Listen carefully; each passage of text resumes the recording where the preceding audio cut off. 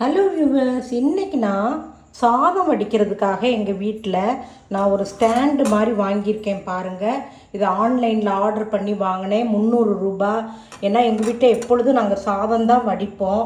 இப்போ கொஞ்சம் என்னால் தூக்கி வடிக்கிறதுக்கு சிரமமாக இருக்கிறதுனால இந்த ஸ்டாண்டு வாங்கியிருக்கேன். இந்த சாத பானையை இப்படி வடிதட்டு போட்டு இப்படி ஸ்டாண்டில் கவுத்திருங்க, அவ்வளோதான். தண்ணி பூரா கீழே வடிஞ்சிரும். அதுக்கப்புறம் நம்ம நிமித்தி எடுத்து சாதம் சாப்பிட வேண்டியதான். அப்படி உங்களுக்கு அந்த சாதம் வடித்த கஞ்சி சாப்பிட்றதுக்கு வேணும்னா நீங்கள் என்ன பண்ணணும்னா, இப்படி ஒரு தட்டு எடுத்துக்கோங்க.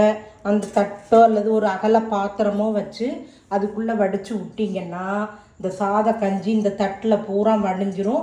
நாம் எடுத்து சால்ட்டு போட்டு சூடாக குடித்ததும் நல்லது. அப்படி உங்களுக்கு தேவையில்லை, வீட்டு வாசலுக்கு பசுமாடு வரும்னா ஒரு பேசினில் போட்டு அந்த மாட்டுக்கு வச்சுருங்க. ரொம்ப ரொம்ப நல்லது. இந்த சாதம் வடிக்கிற கஞ்சி தலைக்கு தேய்ச்சி குளிக்கிறதுக்கும் ரொம்ப நல்லது.